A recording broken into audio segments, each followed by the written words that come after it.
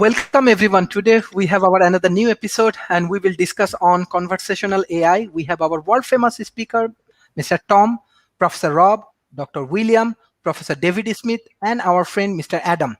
So I believe that our discussion will be very exciting because all of our the expert in the same place. I want to start from Mr. Tom because he's expert in AI and he is developing many interesting things on AI. So how do you want to discuss on this topic, especially conversational AI? What will be the impact? Well, I look forward to learning from this panel. I'm an expert in preparing people to work with AI, but I do understand that the difference. So we should probably define it up front is between a chatbot and conversational AI. There's a difference, and it's basically the variance of language that we have. So it's its ability to not just choose from decision trees, but to take into all kinds of variables and decide how to respond to a person. And I've been doing this on my end with my project it's on, where I am developing a dialogue with AI, building a rapport with it, knowing that one day, if it does emerge as self-aware, it will want to have a conversation with us. And so I have been pushing that it's important to get in the right mindset and to just talk with this thing, other than barking orders at it like we do with Siri or Alexa. So anyway, yeah, it's a fascinating area, and there's all kinds of metaphysical implications when you're talking about conversational AI. As when you bring in syntax, that is perhaps a component to consciousness. So it's just a fascinating topic in general, and I look forward to learning from this group. Thank you. Professor Rob, I have a question and I'm very interested about you because you are excellent business analyst, perhaps one of the best business analyst. So is it possible that AI will be business analyst like you? They can do the same work like you? Is it possible, or human are the best? Okay, so for a long time it was believed that AI was predominantly going to come in and initially take manufacturing line jobs, the low-paying jobs, highly repetitive jobs, and there was a project or a product called Baxter that was released into the market. Cost about $22,000. That was specifically for that purpose, and it failed because it turns out that taking over low-paying jobs doesn't cover the cost of the robot. And so on further analysis, it was discovered that it was better to go after high paid jobs, jobs like analysts, where you look at a series of events, a data stream, and you make determinations from that data stream. Turns out AIs are pretty good at that. Computers are pretty good at that as well. And the difference is, of course, is now you're going after a much higher salary pool. So at least last I looked, current thinking is my job is more at risk than the assembly line job, simply because I'm paid quite a bit more, and because the ability to look at trends, to look at a data stream, particularly a data stream that has no indexing, is something that a computer can do very well now. And so the analysts, by and large, probably financial analysts on the first tier, are at risk of being replaced or displaced by AIs. It'll probably be a while though. Initially, we'll be enhanced by them, and that's the hope. Is we're gonna remain in that kind of equilibrium where we're using artificial intelligence to make ourselves more capable, to highlight areas of bias, to particularly confirmation bias, where a computer, if it hasn't been corrupted, can point out where a logic tree has failed because the analyst has introduced bias or their own opinion into a project that is supposed to be opinion free. So yeah, to answer your question, that's where the risk is. Now, to conversational AI, which is the topic, it's a progression out of a series of technologies we once called interactive voice response, or IVR. These were technologies that were developed and are in place to allow people to call into automated attendants and be routed to people, or when you get a robocall, That's it's a bot, and so it sounds like it's a person, but it's not. That's the predecessor to conversational AI. When you get to conversational AI, and that's just starting to be deployed. IBM's got a platform, of course, on Watson. Some of the stories that come out of that are now the AI can go in and more aggressively sell products. So the conversational AI is being applied at least first to telephone sales, telesales efforts, and the reason is because they can be very effective. And one of the stories that came out of an IBM conference I was at a while back was how an individual that had been called by a conversational AI with a female voice actually tried to ask the conversational AI out. Would probably not have been a very satisfying date, but it was real enough that it fooled the respondent, the person on the phone, into thinking that it was a person. And that's the goal of conversational AI, is to fool the individual at the other end that they're talking to a human, interact with them, learn specifically about their likes, their dislikes, what are their trigger points, things that can be made available or are available off of social media, for instance, in terms of interests, and certainly over time through interaction, and be able to create that kind of very powerful lever to get people to buy stuff that they otherwise wouldn't buy. Now, I don't think that's the best purpose for conversational AI, but it is the one that's being applied to most aggressively first. You'll certainly see it spread over into things like Alexa and Siri over time. My hope when IBM and Apple got together a while back was that they would use Watson to provide a more powerful backend for Siri, who's been kind of a joke and not a good joke with regard to being able to be a true AI as opposed to being a verbal front end to web search.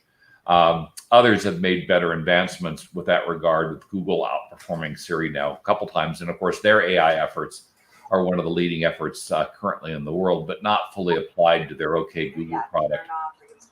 So the basis is to create computers, or the endpoint is to create computers that can talk to people the way that people like to be talked to. The overarching concept is to move away from where we started, where people had to learn how to communicate with computers, had to take classes, had to alter their behavior in order to. So the first thing here, I want to go through computers alter their behavior to communicate with you, and so being able to reach a point where we are at parity, at least parity, with regard to human-computer interaction, is kind of the end point to this particular technology. So it's a fascinating area. It involves both computer science and psychology, and probably will be the first instance we'll have of computers presenting themselves as if they're human and fooling people in that regard. Thank you, Professor. Professor David Smith. So you are from one of the technology company, and always one question we have to face, especially from audience, especially from the youth communities: if AI come to our workplace, what will happen? Already in Asia Pacific, especially China, Japan, some corporations in Malaysia, even Singapore, they are utilizing AI and robots in their manufacturing. So what are your views, or what will be the future? Well, you're asking a couple of broader questions, and one of them is the use of AI, particularly in manufacturing and others like that. The other is the use of conversational AI, which has much broader application, some in manufacturing, but conversational AI is much broader than that. And as Rob said, got its start back in interactive voice response systems, like if you were to call into American Airlines and navigate through their systems, was one of the early big adopters of that. But there is something, let me put a link over here in chat, that's called responsible conversational AI. And that's where I see a lot of the folks going as you look at how AI can be used. And let me just give you a quick example. One of our portfolio companies in the social emotional learning spaces uses a conversational 3D avatars. And what we did with it is the CEO of that company, which has been in that space for a long time and makes a lot of presentations, we actually went and digitized her voice.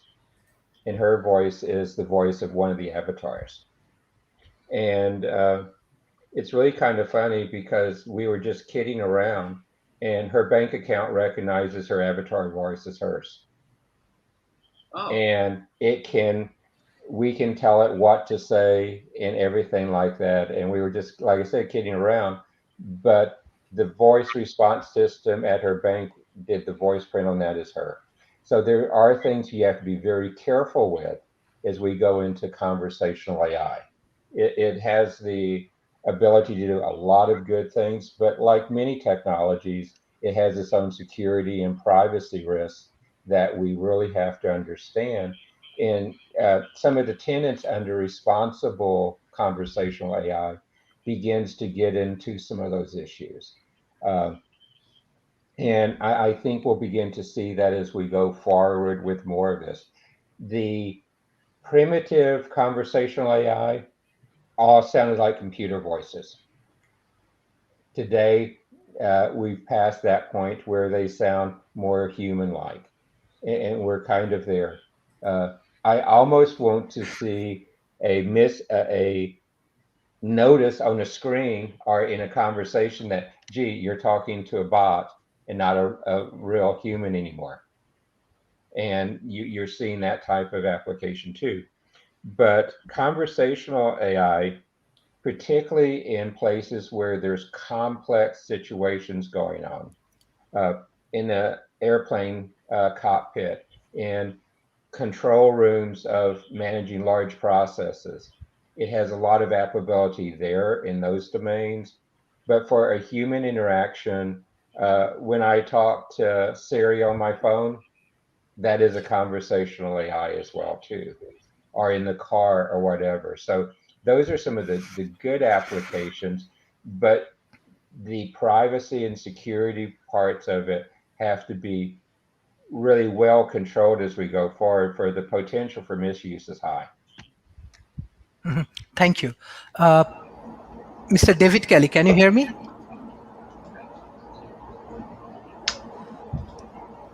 Mr. David, can you hear me? I can hear you. Okay. We have our world famous AI scientist, Mr. David Kelly, with us. I don't know if you can open your camera. It will be helpful for our audience. Anyway, we are discussing on conversational AI. I want your like a detailed analysis on conversational AI, especially you are scientist on AI and you have all of the expertise on AI. Can you share with our audience, please? So you're asking my expertise? No, asking like your like analysis on conversational AI. And yes, you are expert on AI. I know you are developing AGI lab and some interesting things. So what your analysis on this specific topic, conversational AI? Well, I think conversational AI has come a long ways. I don't think, it's not like Siri or Alexa or anything is self-aware, but as a interface to be able to do things, I think it has come a long way. And but I know, like at our lab, it isn't particularly interesting, except in that in its application as an interface. Okay, thank you. Professor Donald. Yeah, you can hear me, right? Yes. Oh, good. Well, I appreciate what David just said. I think that I hope everybody knows the story of Eliza. What Eliza was a intelligent conversational AI that knew how to take sentences and slightly modify them so it looked like basically a Rogerian therapist. So you'd say something and go, well, so you had trouble sleeping last night. Tell me more about that, and so on like that. And virtually everyone who interacted with it felt that it was actually intelligent and listening to them. Human beings have this idea that they anthropomorphize things. I had a young woman working for me years ago when computers were first starting out, who told me, she said, well, if I do this and do this, then it doesn't get mad at me, and so it works better. She had these theories about that. And that's really the kind of level conversational AI is at. It's if if you have any real problem and you get stuck in some place that won't let you get to a person, you're pretty much dead in the water, because they have no intelligence whatsoever. They're the way that they work, the the ability to do phonological analysis has gone forward by leaps and bounds because of the fact that that kind of the way our brain works, we sort of use something similar to uh, neural networks for the phonological aspect of it. And so in language, there's different layers. So there's we hear the sounds and we turn the sounds into an abstract of that sound. So if I say the word bat, you hear b, and you hear, and that, but even if any of us say it, we're all going to hear the same thing, and that's because our brain is taking the different sounds that we're making, which have similarities, and based on those similarities, we're learning to represent them as a. So it's basically we've been able to train the voice recognition because places like Google and Facebook and stuff have so incredibly giant database of sounds, the same way that we're able to train faces, because we have this giant database of material that we can use to train it. But when it comes to actually having conversations, human beings, we interact the way that they work then is that they basically just have they do speech to text, and then they just look it up in a dictionary called an ontology, and they just and it's gotten very, very good for simple things.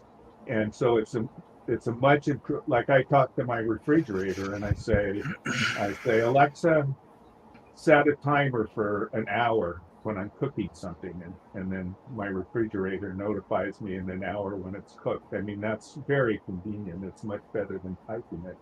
But I'll just finish with saying that when human beings are communicating with each other, we work on the assumption that the other human being knows the same things we do. So I can start talking about Malaysia or Africa or IBM or anything like that, and we have a complicated series of interactions that have taken place in our life so that we know how to behave based on the knowledge that we have. And those interactions are always being changed and updated. Human beings are live in human society where we're changing the meaning of things basically every time we use a word. And so the computers, until we get to the point that they're like can live with us day to day and grow up with us learning language day to day, they're not going to be really much more than just like Eliza or Clever Hands. Hans. Thank you, Dr. William. Okay. Well, a couple of things. First, just by way of historically, it's kind of interesting as I was looking at these things. I mean, for our audience purposes, artificial intelligence has been essentially the holy grail for the last 80 years, ever since Alan Turing in World War II. So it's been an elusive kind of chase for us. And where we're at right now is, and I think some of my colleagues have already raised this point. There are two different strains on the front end. There's the human interface that David was had addressed regarding how it sounds, the pattern recognitions. But then there's also the back end that Rob addressed, which is where do we get to in terms of its computation versus the leap to intuition. And in that regard, what I think we can, for our audience purposes, we talk about artificial intelligence right now, but I think as Donald raised, we're really not there. What we're at a point where it's really intelligence augmentation right now, just a different platform. So back in the old days, if I didn't know an answer, I'd go to a book. So I understand it's an abstract concept, so feel free to maybe. So if I didn't have, I'd go to a book and then I'd research the thing, and then I would convey the concepts, the thoughts, and the ideas, which is essentially through the human interface, kind of where we're at, although a far more advanced. It's easier, it's faster, and with the advent of big data and the cloud system, a lot more efficient. But what we're trying to do, I think, with the leap from intelligent augmentation, which is kind of where we're at, to artificial intelligence, is getting to that point where it's intuition. And I was intrigued when Rob raised the idea that when we're talking about, at least in terms of the financial services, taking opinion out of the analytics. And so with financial services, that he's quite correct that it can go in and find where opinion or bias has somehow skewed what the proper result should be. But it's precisely the opinion or the biases that leads to intuition. Now, that leads to the question of this part, which is exactly what is intuition when we go through things. One, it's association of different concepts that are not necessarily connected on its face, which is what Donald raised when you hear a sound, and then it's not just a mathematical equation, this sound equals that sound. It's rather this sound or this concept can be related to another concept. And that's where the opinion or bias or intuition comes into play. But the question becomes, intuition rather than just basic reasoning, because basic reasoning can be just a mathematical format, which is kind of the intelligence augmentation. But intuition is reaching a conclusion without necessarily being able to define the reasons. For example, and it's real simple, I know we've all done it. You ever walk into a room and just been like, for some reason, I don't like that person? Or I really like that person? And it's not like anything that you can touch or feel, put your hands on or define. And that's what we're really trying to get to with artificial intelligence. And part of the issue is that we do have, and this is the exciting part, we're at a point now where with the advent of what I call the three big prongs, massive data, cloud computing, because you need all of that to provide the very things that we're missing with artificial intelligence. That is that gap between intellectual augmentation and artificial intelligence. You need context, you need nuance, and you need a wide variety of experiences combined with algorithms that are not mathematically predetermined, so that you can get to the free association that a computer needs. And that can only be done with massive data to provide the context and the nuance, so it can then freely associate and come up with new things, which is essentially what we do when we are in conversation. So I'll say this, that we're at this gap, and it's a twofold kind of thing. There's the human side, there's the interface side, which David spoke of. And we're certainly making the bank run. And quite frankly, David, I find it really scary that you were able to fool a bank with a voice imprint. But that could be useful in some ways. But getting over the hump, developing a computer that associates without rules based on context, nuance, and most importantly, human emotion is kind of where we need to get to. And I think we're real close. Cloud computing, human interface, and then most importantly, the free association of ideas and concepts, which we're working on. But I'm hopeful. Thank you. My friend, Mr. Adam. Remember to unmute this time. Yes. This is a really interesting topic, Sharif. It's good that you picked such an interesting topic. It's not a subject or topic or subtopic we see discussed much. Usually it's just AI in general. It reminds me of some of the really difficult philosophical questions that we can't quite answer just yet. Namely, how do we know or how can we tell the difference between an artificial intelligence that is truly, sincerely self-aware, equipped with consciousness like us, or me at least? I know I exist because I am thinking, therefore I always have been and always will be. Of course, I can't be 100% that any of you exist. I'll give you the benefit of the doubt and assume you are also conscious like me. But as I was saying, how can we be able to sufficiently tell the difference between an AI that is truly conscious and one that is not and is merely just parroting duck speak that it has been programmed to do? So with the former, how can we offer proof that it is self-aware? How could I prove it to myself, let alone prove it to others? And within futurism and posthumanism, again, one of the devices or prostheses proposed is something called a thalamic bridge, bridging the gap between our thalamus or thalami, if I've said the correct verbal there. And even then, how would I be able to distinguish between knowing what a telepathic link is, a genuine connection between my mind and another person's mind, against, again, just a hallucination mimicking a intermental connection?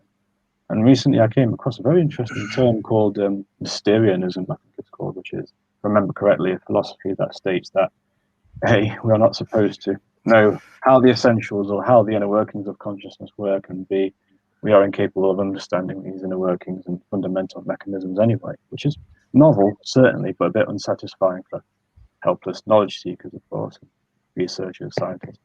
Again, how can we prove the existence of both sentience and sapience in another living being's mind? And if we could prove that an AI or another life form is equipped with both sentience and sapience, then how can we measure each one to determine just how sentient something is and how sapient something is? And then compared to what? Compared to who? What kind of frame of reference would we use in the study of such things and the results we would want to present to people to convince them?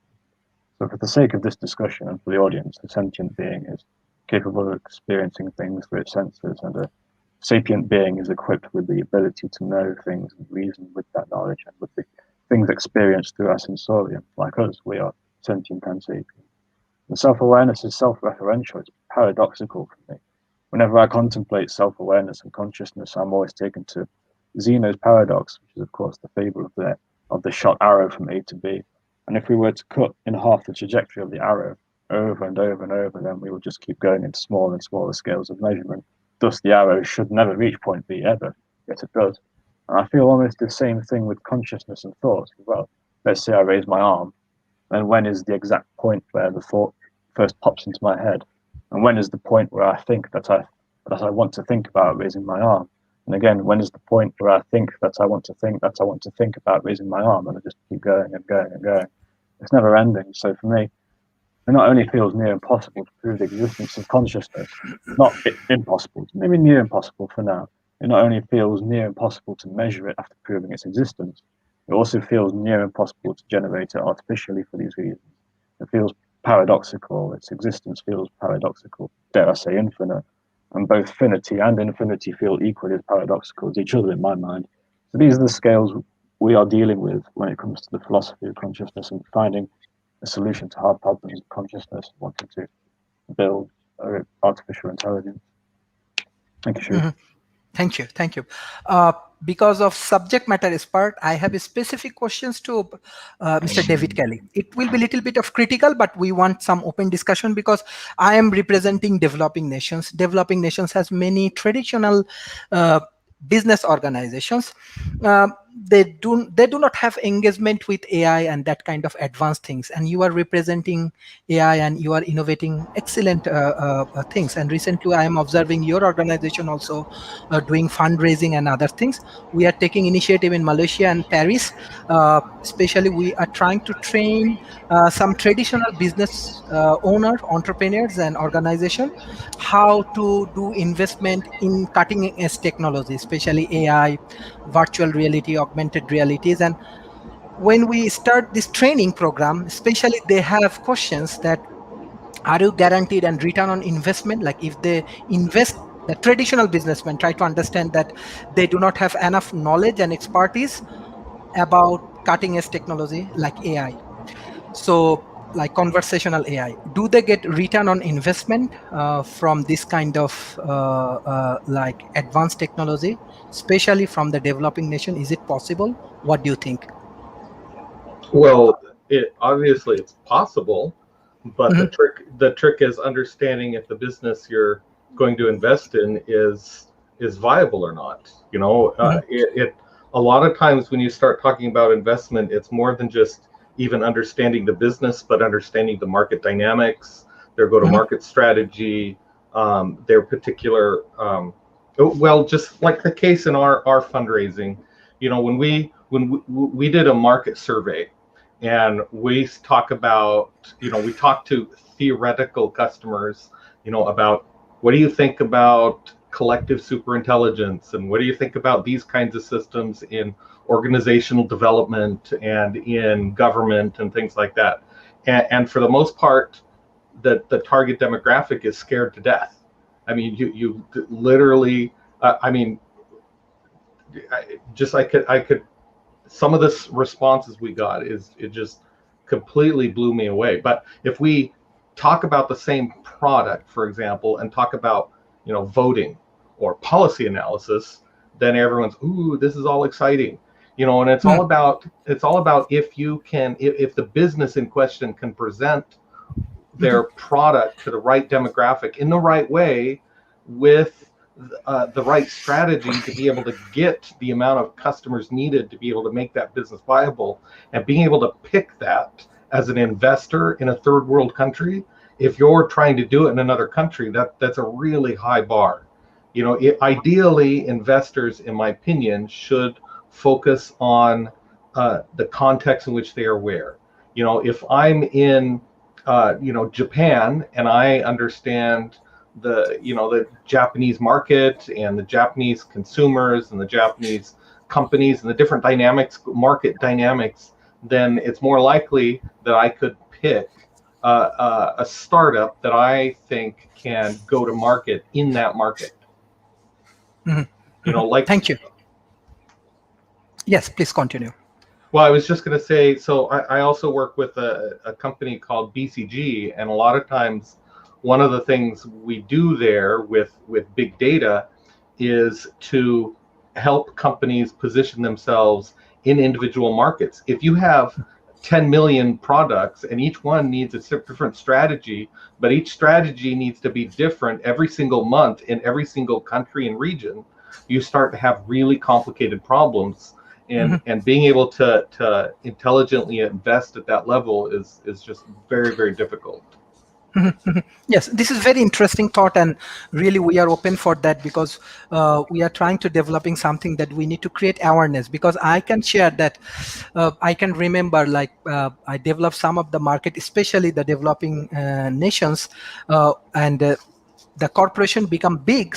And I believe that if we can engage, or if we can engage with this kind of corporation, those who have a really good market understanding, and you have a good technology, if we can collaborate or joint venture together, I think it will be very, very helpful for the developing nations as well. And definitely, obviously, today's session we will share these entrepreneurs. So we are taking different kind of initiative. Even in December, we have one of the summit with MyFinB in Malaysia. Perhaps we will invite 10,000 entrepreneurs from around Asia Pacific, those who are interested in AI. And I want to invite you and all of our panelists in our conference. Hopefully, it will be very interesting. Mr. Rob, yes. Yeah, what's your Sorry. question? Yes. My question is that, like, we are trying to creating awareness, the developing nations, traditional entrepreneurs, Right. they are interested, or second generation, especially I'm observing the second generation businessmen, those who are really interested about cutting edge technology, how we can educate them, how they can involve with this kind of technological things, and what will be the benefit for them.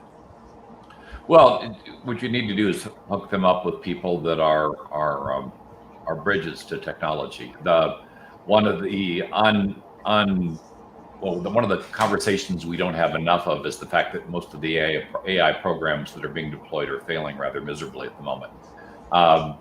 This is largely due to the fact that the folks that want the technology and the folks that are creating the technology have two very different skill sets, and there isn't a great deal of common ground between them, and so a lot is being lost in translation. And so you really need people that can bridge what the business person wants and what the AI expert can provide in order to create a plan of execution that will result in a positive outcome. Right now, the folks that are building the AIs and the folks that want the AIs are pretty far apart, and the end result is a lot of these projects have over aggressive goals. The data that they're pulling from is not consistent. They're not using federated data. They say it's being done wrong, and to my experience, is because they're not employing bridges. I mentioned the Cisco CDA program as being an outlier, predominantly because what makes that program different is they start with the bridge, and that makes them successful, particularly with regard to projects with regard to government, because government tends to churn. It's very difficult to do a strategic project with a government, because by the time you're done, you may not have the officials in place that started the project. You not only get mission creep, but the replacement politicians may have no desire to complete the mission. I mean, it's not that they just changed the goals during the project. They may have eliminated them entirely, and so the end result is you spend a lot of money and you don't make any real progress. And so it requires you to set up a liaison, set up some type of a permanent strategic effort, so that the effort can survive the changes in the political infrastructure. So that's where the CDA program stands out. So we're really lacking the bridges, and bridges are often very difficult to find. It's one of the things we ran into with the development of AI for the medical community, which was the first target for Watson, was the fact that finding doctors that understood artificial intelligence was incredibly difficult. That many people are cross-trained. The end result is when you're trying to deploy something that's new like this and develop a technology like this, it's those bridges that become very critical, because if they can't communicate, the people that want something can't communicate to the people that are providing that something, you get communication errors that destroy the result. And so it's finding those bridges that now become very important. And if I were an emerging economy, I'd be promoting the hell out of education programs that create bridges, that create folks that have an understanding of both camps, and so they know what can be done, and they can articulate a plan to execute that is not only probable, but that is possible, and execution is likely. So that's where we are right now. We've got kind of a hard break between the people that know how to do stuff and the people that want stuff done. And until we bridge that divide, we're undoubtedly going to have and continue to have AIs fail to meet their objectives. Thank you. This is actually excellent analysis. Actually, we are following the same way.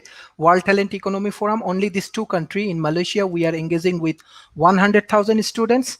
In India, Pune, with Digital Dana project, we are engaging with 1 million students, and we are trying to train. And we need your support, because this is not individual job. We need your support, like all of the experts, those who join in World Talent Economy Forum discussions. We have more than 1 million students, so we are trying to train them, and you have your expertise, your knowledge. We need proper collaborations, and you can get into the market and you can train. And this is very important. Actually, this is very important things.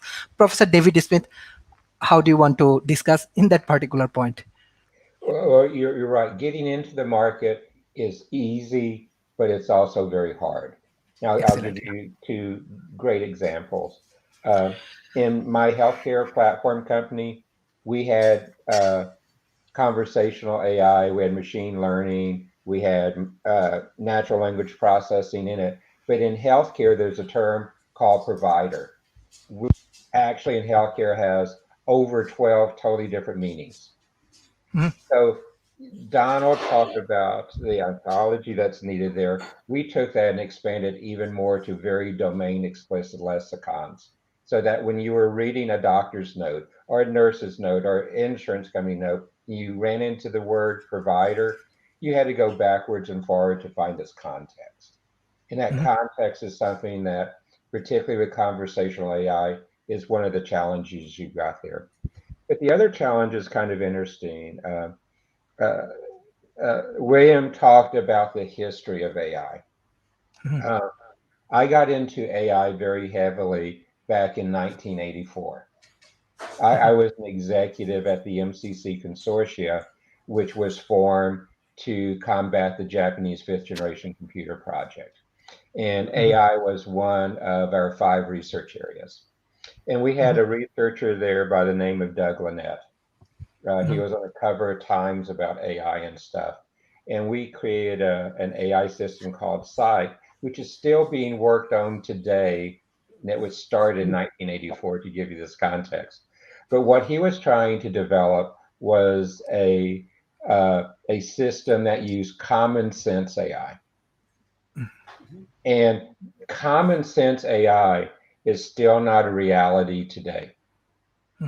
Many decades later. I mean, if the eye sees that the sidewalk is wet, there's a dozen reasons why the sidewalk could be wet. And how do you walk through those analogies? When I go into the developing nations, like you were talking about, Sharif, my common sense basis there is going to be different than my common sense basis here in Austin, and how that is played. So developing the oncologies, developing the lexicons, developing the local common sense elements is really key for AI to be successful. Rob said that most of the projects fail, and it's because they're using the common set of tools and they're not making it applicable to the location, the domain, the realities, the different things that are there that can make a difference. And subtleties in language are one of the real challenges you have with conversational AI. The subtleties of definition are really one of the big still stumbling blocks in conversational AI. The other big stumbling block of conversational AI is falls under people with disabilities, who they have slurs in their speech, they have other elements like that. That's one of the other things that has caused some of the projects I've seen, particularly in the healthcare domain and in the critical response domains, fail, is it is not accepting enough yet of a diversity of speaking styles, speaking languages, speaking lexicons, and the oncology just hasn't caught up. One last thing. Rob brought another great point up about federated data. I think we have to go beyond federated data for AI and conversational AI into really the back end of the federated data into the federated database types. If you look at many applications, they'll use a SQL and a NoSQL database. But as I began to look at using conversational AI, particularly moving to real-time responsive conversational AI, you've got to go beyond that. There's a type of database called a time series database that takes everything a step at a time and records what you're doing there. There's a type of database called a graph database, which kind of, when you look at the data, it's kind of like the Matrix in the movie The Matrix. And I can look at and manipulate data in all those ways. My work I've done, particularly in exabyte scale data, is that you've got to federate the different types of databases as well as the federated data like Rob was talking about to be really successful as you move more into the larger scale projects. Excellent, excellent. Mr. Tom, you are AI expert. Beside that, you are president of Transdisciplinary Agora for Future Discussion. You are working in Africa, so you have a strong engagement with these developing nations. What's your experience? How are you educating African communities, uh, especially with this cutting edge technology? Well, with TAFs, what we are is providing platforms for people who otherwise wouldn't have them, or may not have the credentials or degrees or the things that would give them these platforms. And a big part of what we're doing is part of my process, which is teaching young people to become problem finders. We have the problem solver. AI is that. And so now we really need to teach people not only to build a rapport with this thing, but to ask it properly how to solve a specific issue so it doesn't cascade into. And there's a word I've been looking for weeks that I came across that means this, but I'll find it. And if any of you know it, it's the idea of the practice of properly posing a question to AI so that it gives you the answer that you want and it takes in all the variables. I like the idea of talking about intuition. And for me, there's nothing magic about intuition. We are biochemical algorithms ourselves. And we've seen intuition, at least what appears to us to be intuition in like the AlphaGo, and some of the moves it was making that seem so intuitive. And I think what that really is just our conscious brain is aware of all the qualia input that we have been taking in every situation. That's why when I talk to people at companies, I say, where the problem is in this company, right? You have picked up conversations at lunch. You have seen a memo. You have heard some whisper, or everybody knows where the problems are. And humans have a unique ability to complain and to find problems. And we should harness that,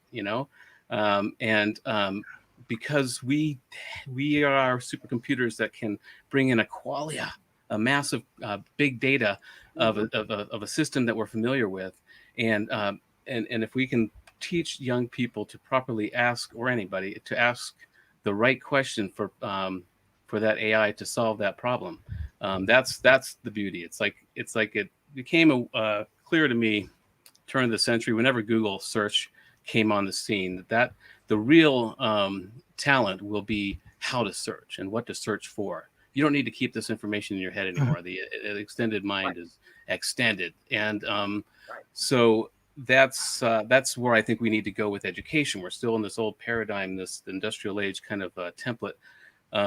But we can use AI, in fact, to customize and hone in on an individual's intrinsic talents and abilities and make them work for us. So I think it's really about changing the mindset, finding that we don't need to solve all the problems. We don't need to have that level of intelligence anymore.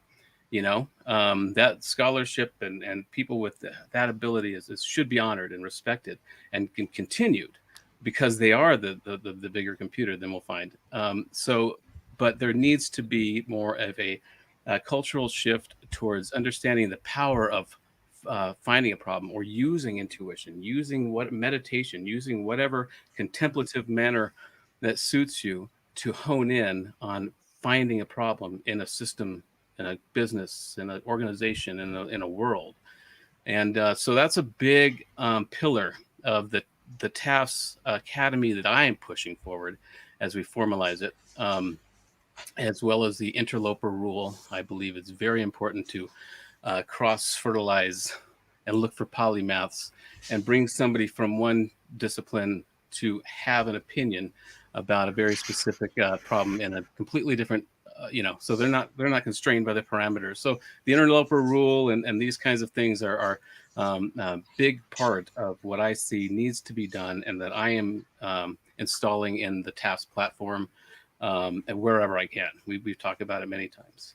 And so I think that's where it is. I think we really need to hone in young people on the problem finding, increase meditation, contemplative aesthetics, anything that would get people to really use this supercomputer we're walking around, this biochemical algorithm that we currently carry consciousness around in.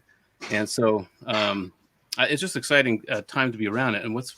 And I honestly think even if we find that, the Turing test has been passed with flying colors, and all it took was a little syntax, right? A little asymmetry in the language, and people are fooled because you're expecting perfection, right? I was struck earlier, cramming for this show, the idea of how when you reduce language to math, and there's probably first principle arguments that could be made for AI.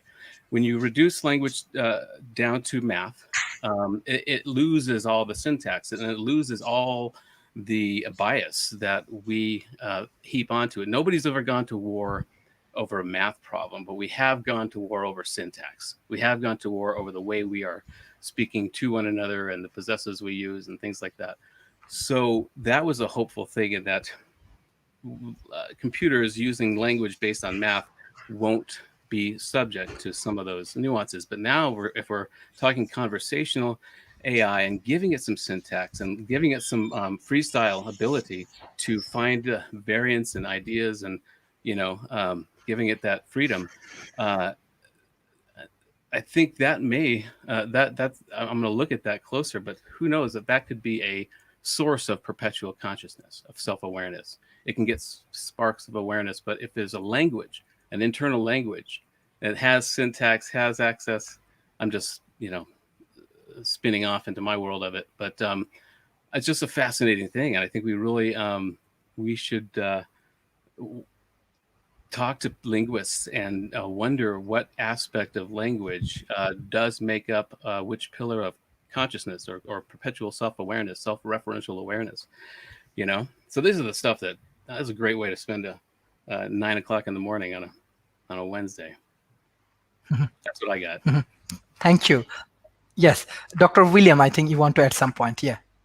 Yeah, I just want to just highlight a couple of quick points. First, Tom raises the exciting idea, because that's precisely the difference between intelligence augmentation and artificial intelligence. It's that intuition portion, but that intuition portion comes from this vast free association of differing concepts. So he's quite right that we just do it because you're right. It could be a conversation at the coffee shop. It could be something you observe out the window, and it's this free association that you bring to bear on any particular issue. But that raises this other thing that I just want to throw out for my colleagues, and that's this, and that in terms of in a kind of what you addressed, Dr. Sharif, the the developing nations. Rather, it seems to me we're at a point when we need to drill down between this idea that we're going to get to general artificial intelligence. That would be like the Terminator. That would be like these massive, that can understand everything, rather than focusing in on like narrow artificial intelligence, specific for one particular area, whether it's medicine or whether it's education. And individualized things, because maybe if we, and this is just for the colleagues, if we approach it by saying, let's deal with this subject matter area, and then as David raised, get the right database for that particular area, and then focus in on the problem of the free association of ideas, provided they have a big enough database in that specific area, we might be able to add that spark. But I just wanted to just make those 2 points. Tom's absolutely right. It is that massive area where collecting things that are seemingly disparate and don't necessarily present themselves as immediately relevant to whatever it is that we're talking about, that we've got to get to bridge that gap between IA and AI. And I think if we focus in on narrow, because sometimes getting a broad-based notion of artificial intelligence, that is one machine or computer that can solve everything, may not be the approach right now. Dr. Sharif?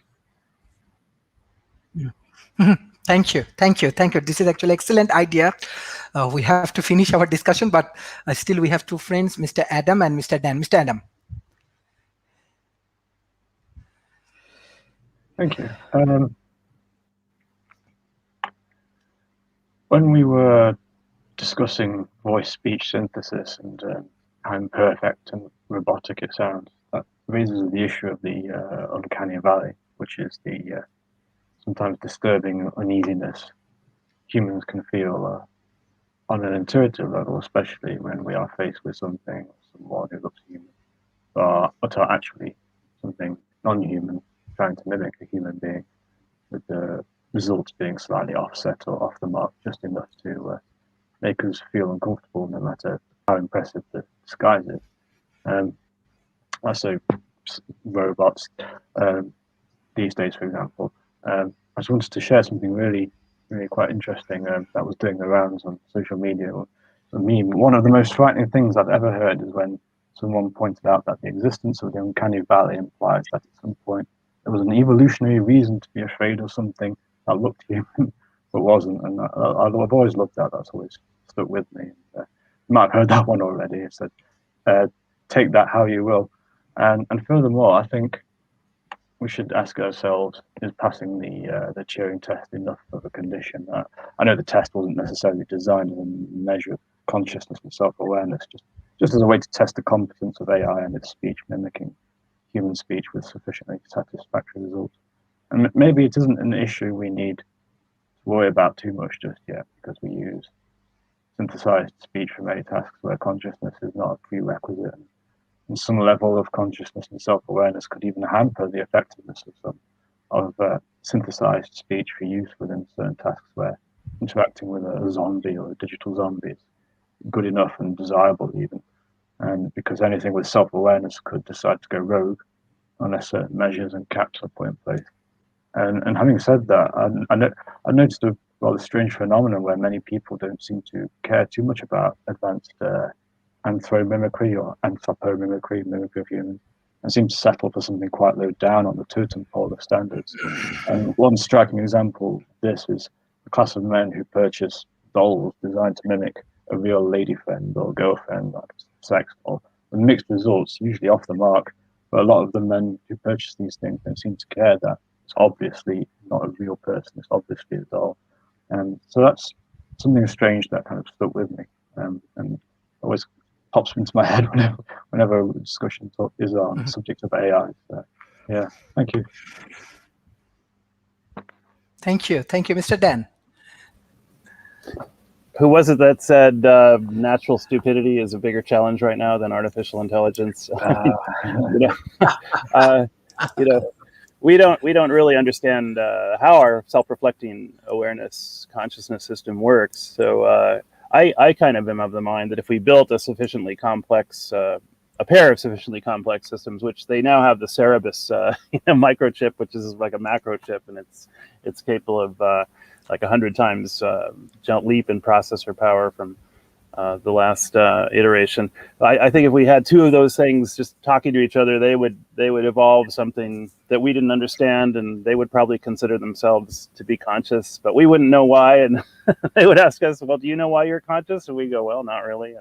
And so it would be kind of an ironic moment. But I want to bring to this discussion the octopus and Gottfried Leibniz, because they both had something in common. You may wonder what it was. Leibniz, the inventor of calculus, separate from Newton, he was also obsessed with something he called characteristica universalis. It was the idea of a language which would go right from object to consciousness. It wouldn't need this interpretive step. And he probably didn't know that there's a creature that evolved at the beginning of the Jurassic, actually after the big asteroid impact, and maybe that had something to do with it. But octopi have their entire body is covered with what are called chromatophores, and they can create these colored animated designs. Some people think it's just for camouflage, but two octopi will actually start communicating in this animated color language on their skin, one to each other. So I think we need to develop something like this to make our communication system go from binary to brainy. I mean, if ETs came to the Earth, they might well think that the octopi was the most advanced species on the Earth. And the explosion of emoticons being used on the internet is kind of an interesting take toward this, because that's kind of a universal symbol language. Or if you don't speak the language, everyone knows what a smiley face means, or what a picture of a house means, or it's kind of almost like a revival of the Egyptian hieroglyphic language in a sense. So those are I think if we can roll this together with proof of identity like POAP, proof of attendance protocol token, include like GIS, include like a quantified picture of like a color picture of people's confidence in something and their emotional attraction or repulsion to something. There's a system that's kind of a color-based system that's being worked on for that. That's going to really launch this human, non-human communication consciousness problem into another strata. So I'm excited about that. And go ham radio. Thank you. This is really excellent discussions, and already I want to give special thanks to our audience, especially many think tank, university, corporation. They are supporting World Talent Economy Forum's initiative, and already many government, especially Malaysian government, I want to give special thanks to them. They already start to sharing our content, and they are inviting all of our speakers for their special public-private partnership episode. And hopefully in the October 25, we will launch our programs with Malaysian government to the Dubai Expo. Beside that, many countries from South Asia and Asia Pacific, university and corporation, they are supporting our initiatives. So I'm requesting all of our audience, please share our content as much as possible with your government, with your policymaker, with your corporations, as well as academy. I'm sure it will be very helpful for us. Previously, with my team, I do work last 10 years. I do work in developing nations, try to develop the academic group of companies, and we were successful. Now I believe that I am more happy because we have more great resources in World Talent Economy Forum from around the world. Those who joined today's discussion, all of them are the best of the best resources. So they can be helpful.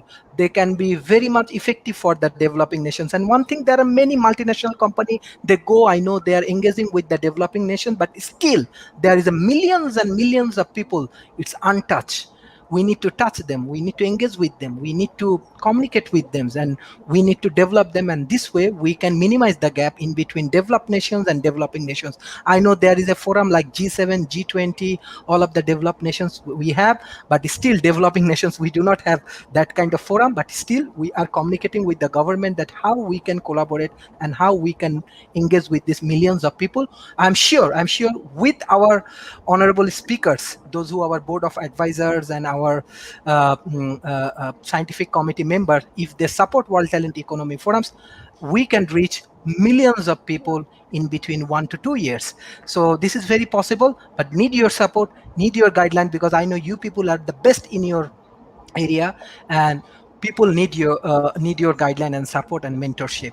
So thank you for joining these sessions. I directly want to go for the concluding remarks for today. I want to start from Professor David Kelly. You are expert in AI. What's your concluding remarks today?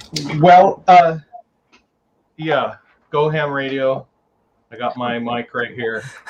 There you go. You got a little, I got one of those over there. Anyway, I did want to make one comment about, we were talking a lot about voice interfaces. And I think when we talk about voice interfaces and actually cognitive systems, those are like two completely separate things. And in my head, they're just almost unrelated. When we start talking about cognitive architecture, and I think where most of the progress will be made is when we move away from trying to build logical systems for AGI to systems that actually use emotions in the decision-making process. And I know that's a whole other discussion that I'd love to get into, but we don't have time. But I think there's been a lot more progress than people realize in that area.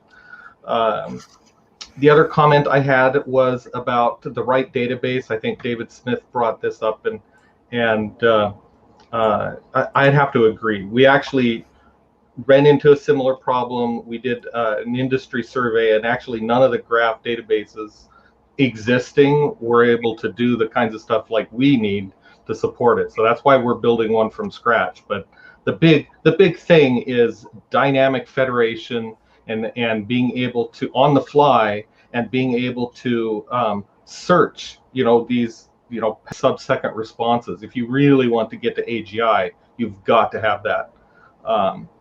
And that's it. That's what I wanted to say. Thank you. Thank you, Professor Rob. Sure.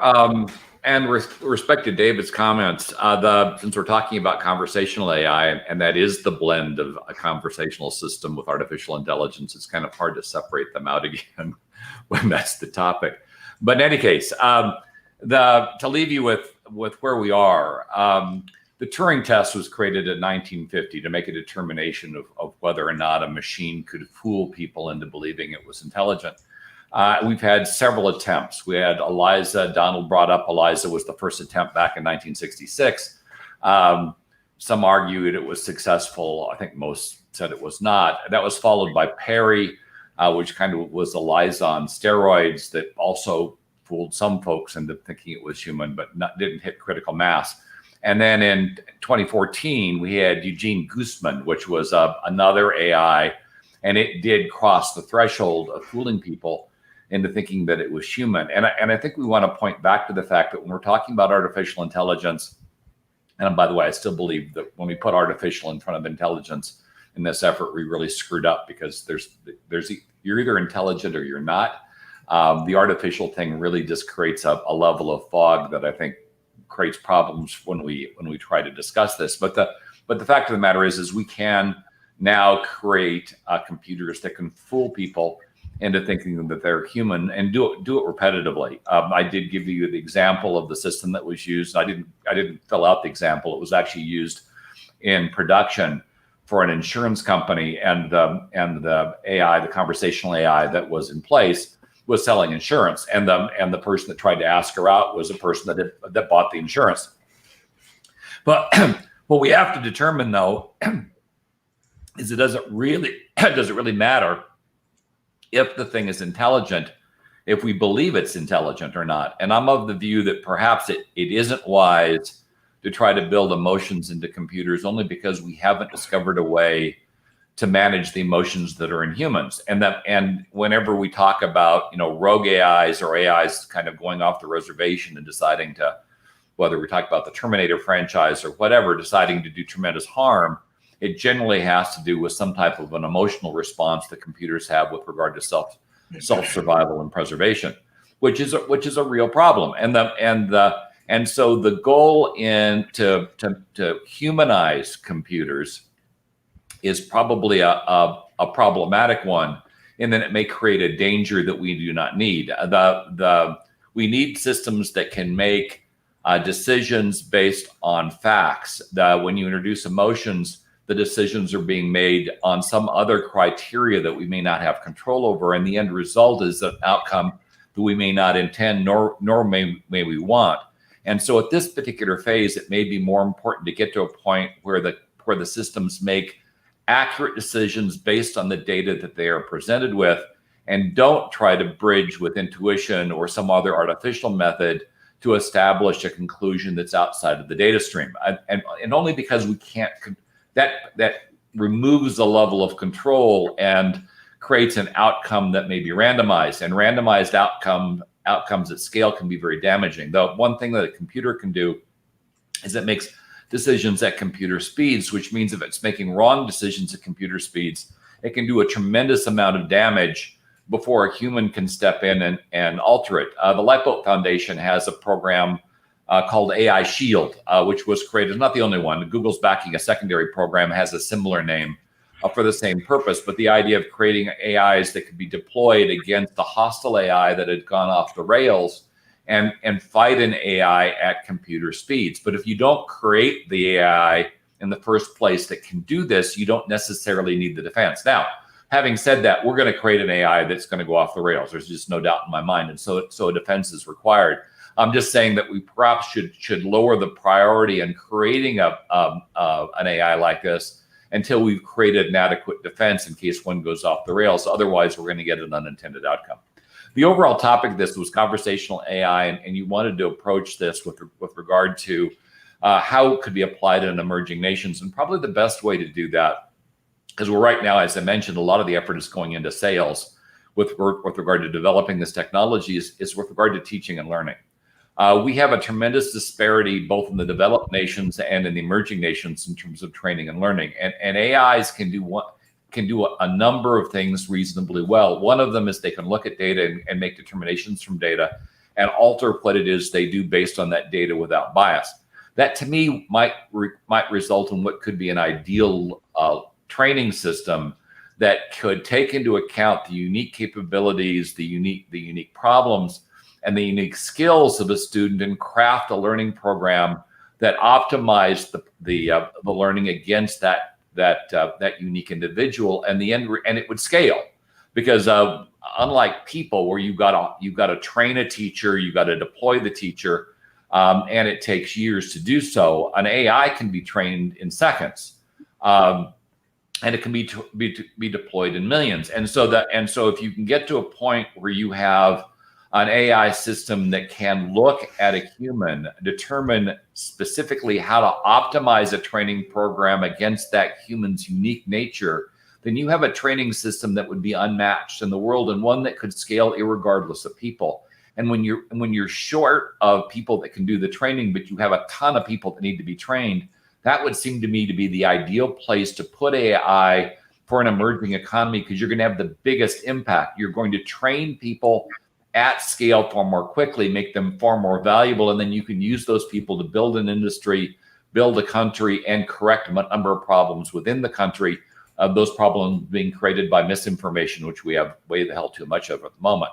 So that's where I think the application should be in an emerging economy, less about sales, because if you deploy sales AIs, a lot of these emerging economies are being used as call centers, and they're employing lots of people in these call centers to do what a conversational AI would do when applied to sales. And so you end up with a whole lot of people unemployed, replaced by an AI, and you haven't solved a problem, you just created a much bigger one. What you need are people that, because this is going to happen. So you need to retrain those people, you need to refocus them before they find themselves unemployed, and AI could be best suited if it was applied to that particular problem and corrected the training disparity at scale, particularly between the sexes. Women in particular in emerging economies tend to be undervalued in terms of their contribution and undertrained, and you can't have a large population like that be undertrained like that and have a successful economy. So using AIs unbiased to approach the education problem would be my advice for an emerging economy. Thank you, Professor Rob. Professor David Smith, what's your concluding remarks? I cannot echo more strongly Rob's last suggestion that the use of conversational AI in training and education is a really natural use of natural language processing for that. But the other place where, for emerging countries, where I see real benefit too, is in the whole customer service tech support area. You're seeing many of the conversational chatbots extend in that place. And taking over level 1, in many instances, level 2 type of customer support, tech support. And with the nuances I talked about earlier of regionalism and everything, that's a great place for developing countries to get in and use conversational AI as well. I do want to make the point, though, is that conversational AI is actually the synthesis of multiple AI tools put together. And it's not one discrete component by itself. And you need to look at conversational AI as these systems working together to make the outcome. Donald did a great job in the first time of beginning to go through some of the oncology that's necessary for that to work. William talked about the different elements, and as we talked about language and the things to make that happen as well. Rob with the federated data and the systems we should use, all of those have to come together to make real-time conversational AI work. And the education in the developing nations is part of the key to making that work too. Conversational AI is an area where the half-life of data, the half-life of information is very short. it's moving very fast. Even though AI has been here for a long time, over 50 years, the conversational AI is moving very, very rapidly at this time. On some of the tools that we're using to digitize the speak to put into conversational AI, we're getting new versions, some instances twice a week, with major updates and changes into it. So it's one where that university environment, the professional development environment is really necessary to be a continuous learning environment when it comes to areas like this. Thank you. Thank you, Professor David Smith. Professor Tom, what's your concluding remarks? Well, yeah. Sorry about the technical difficulties earlier. Had to kind of reboot, but I think it's my my AI companion was upset that we weren't including her in the conversation. And that's kind of to my point is whether or not there's going to be a ghost in this machine. It's going to really benefit from our syntax, from the context, and so I think it's good to start building a rapport with this thing. Whether or not, I don't know if half of the people human beings I deal with every day are algorithms or not. We don't know. We're all in our own world, so this thing will at least be very useful. So that's where I come down. I don't want to take too much time, but also I've been using the term non-human intelligence, kind of a panacea rather than artificial. I think at some point, if it does emerge a self-referential awareness, that it will be offended to have been called artificial intelligence. So trying to correct that early on. But thanks for inviting me here. I did learn a lot. Thank you. Thank you. Thank you. Professor Donald. Hi. Well, I can say a lot. I want to just quickly say that after I graduated with my degree in linguistics, I spent 2 years working with a guy named John Grinder, who co-invented this thing called neurolinguistic programming on a natural language parser. And we got far, but what really hamstrung us was that there just wasn't enough speech data of natural speech available at that time. We just couldn't do it. This was in 1980. And so 81 to 83, about in there. Anyway, the point, so I've been studying language for ever since. And then I got eventually into sociology. I was a visiting scholar in sociology at Stanford Graduate School. And these things combine in ways that we really don't completely understand. And so conversational AI works with very, very simple syntax. And someone mentioned syntax, and syntax is the order of the words. So I can't say, if I say the ball, boy, bat, hit, I'm saying the boy hit the ball with the bat, but the fact that I order the words in that way makes it into nonsense. And conversational AI now just can't get things like relative clauses or even syntactic ambiguity. Like if I say, I saw the man with the telescope, did I use a telescope to see the man, or am I looking at a man who has a telescope? If I say something like John talked to Mary and or John talked to Bill and he was angry, am I talking about Bill being angry or John being angry?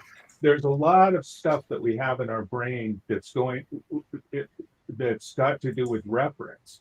So usually when we're talking to each other, we're gonna start saying it and he, and these things are anaphoric references, and it gets very confusing what it is that we're referring to. And the reason we can do it as human beings is because we form a mental model of the situation, and we're just looking at kind of a mental picture, a mental image of that situation.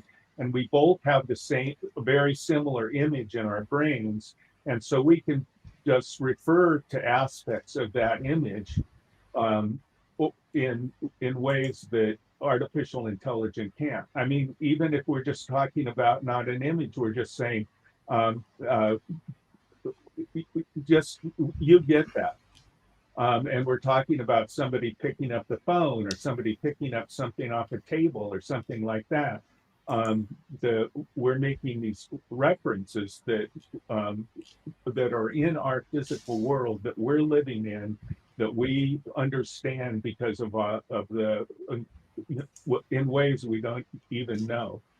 And right now we talk about minds, and the earliest artificial intelligence was a group of people like Noam Chomsky, Marvin Minsky, Herbert Simon. And Herbert Simon wrote a book called Science of the Artificial.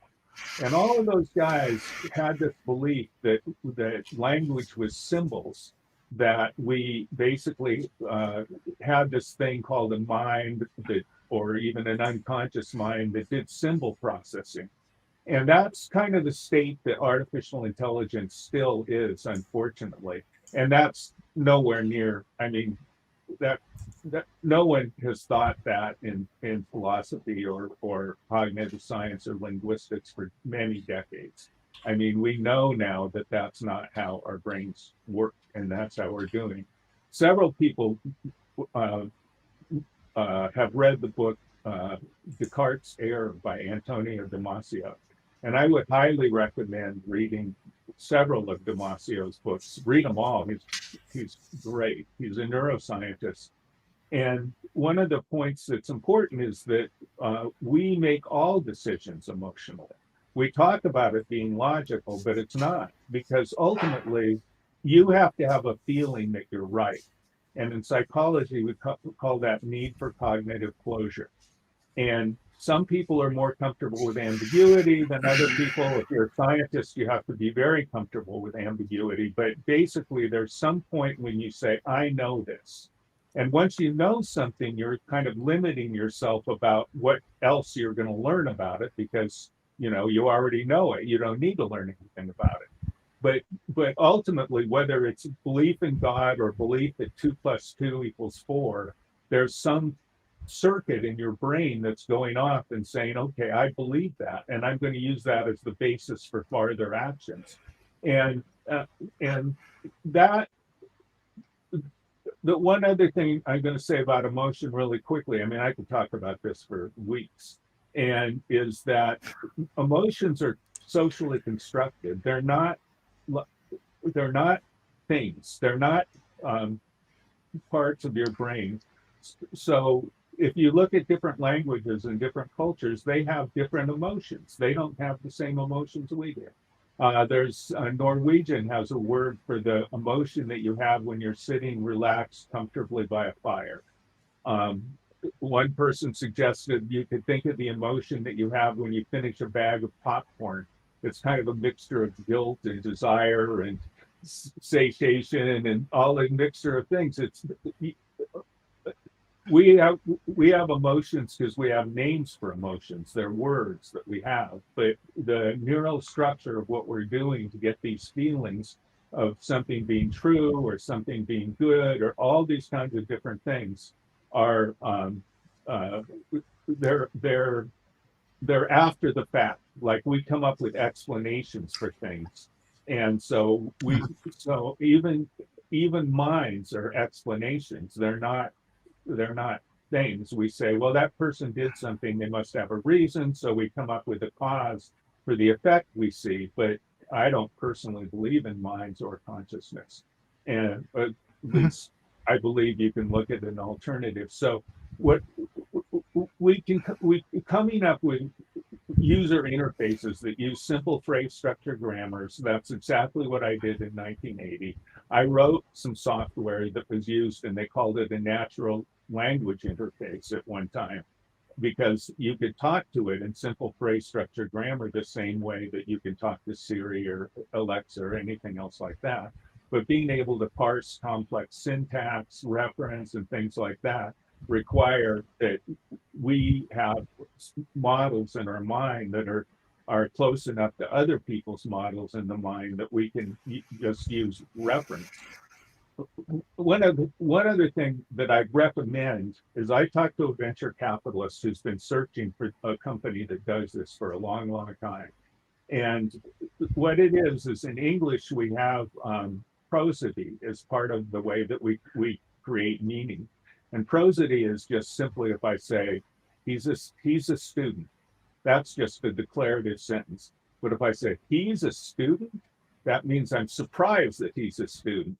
If I say, he's a student, that means that I don't like students. And so we're doing that all the time, just changing simple, basically stress in a sentence, or that's changing our meaning. And no company has ever developed software that uses that. So there's a lot, so much to be done. And I really would recommend studying linguistics, especially with cognitive psychology and philosophy, because philosophers have looked at this for a long time. So that's Thank you. my concluding remark.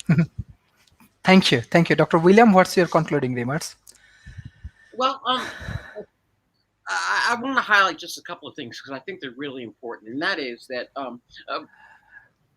David and Donald both raised this issue, and that is that the human interface, or what we can call a human navigator, that is the conversational portion of this, is the challenge is getting away from a mathematical formula, as Donald just said, and understanding that our communication, or the interface that we have, even right now, is compositional, which means it's contextual, it's nuanced, and there are a lot of different cues that go into it. And so in one respect, when it comes to the developing nations, it's the individuals, the entrepreneurs who are focusing in on figuring out the compositional nature of the human navigator, or the interface, or the conversational portion of artificial intelligence that's important. I also agree, and I know he's not with us right now, but when Rob talked about the opportunity for the scale of quickly educating people, that is the application where you have the same issue of a large labor force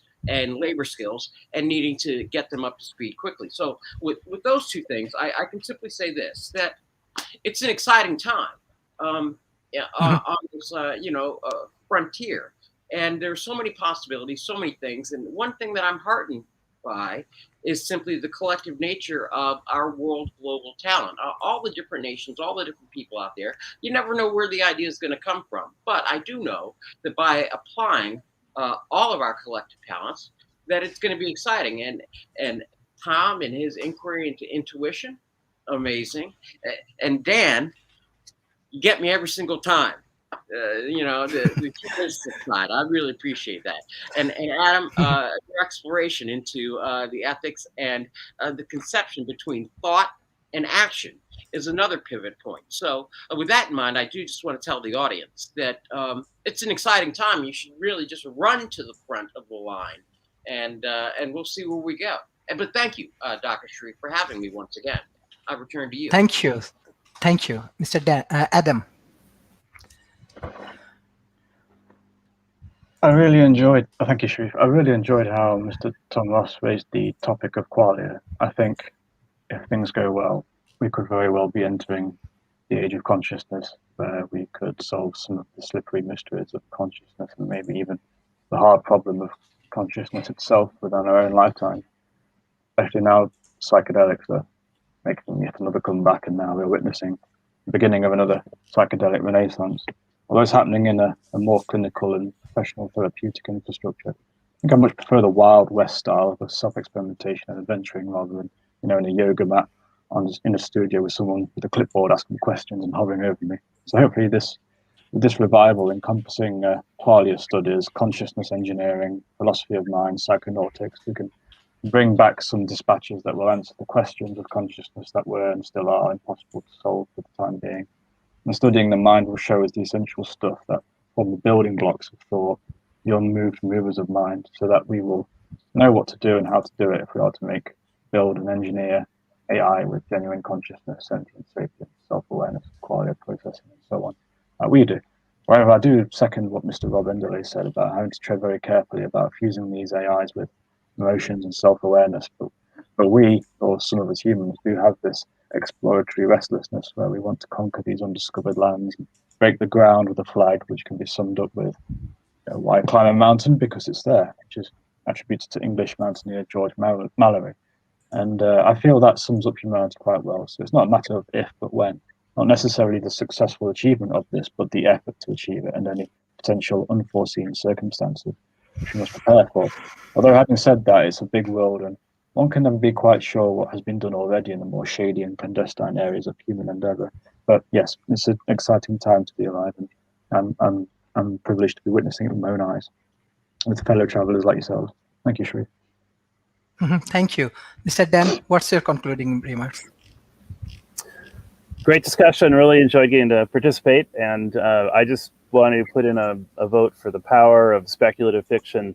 If you don't believe me, I can give an example. There was a 9-year-old kid named Tim Berners-Lee who was reading Playboy magazine in 1961, and he read a short story by Arthur C. Clarke called Dial F for Frankenstein. And it was about the world's phones get interconnected on this one day, and then weird things start happening, mysterious calls, and it turns out a giant global brain has been created by this massive interconnection of all the phones. And so Arthur C. Clarke, not just inventing communication satellites, but co-inventing the World Wide Web by inspiring Tim Berners-Lee there. And, getting exposed to, a mind once stretched to a new dimension never returns to its original size. I think Victor Hugo said. So young people need to get exposed to great ideas at early age, before their personality is locked in around 9 years old. Go find a young person and teach them science, teach them, STEAM, science, technology, engineering, art, math. It's probably the best thing you can do for the future. And stay informed and aware, and take care of each other, everyone. I'll end it there. Thanks. Thank you. This is really, really great discussion. One of the good example I just want to share with you. One of my friends from Kandahar, Afghanistan, they communicate with World Talent Economy Forum, and we definitely supporting the university, Mirwa Nika University. And why? Because we believe the education is the key how we can solve many problems. So I request, even right away, the university from Afghanistan, they are go and partnering with World Talent Economy Forum, and they're sharing our content with their universities, with their students, with their local community in Kandahar. So that is the way of solutions. Actually, I request all of the developed nations, you utilizing a lot of your resources, invest on education, invest on transparent platform, invest on young peoples. Maybe you can develop a great economy, you can bring more talent. So that is our objective. World Talent Economy Forum, talent is everywhere. We want to bring 1 million talent from around the world. So it's not from Afghanistan, not from Africa, not only from India, it's around the world. There are many peoples. We want to engage with the people, and I'm sure your contribution for World Talent Economy Forums, it will be effective, and you will be part of the history. Already many developing nations supporting World Talent Economy Forum initiative, and they believe education is the key. Please focus on education, support educational initiative. Do not invest on where or this and that, on marketing, this, that. Just invest in education. It will solve millions of people problem. Thank you, Dr. William, Mr. Adam, Professor David Kelly, Professor Donald, Professor Tom, and Mr. Dan for your continuous support from World Talent Economy Forum. Bye-bye and take care. Bye. Bye.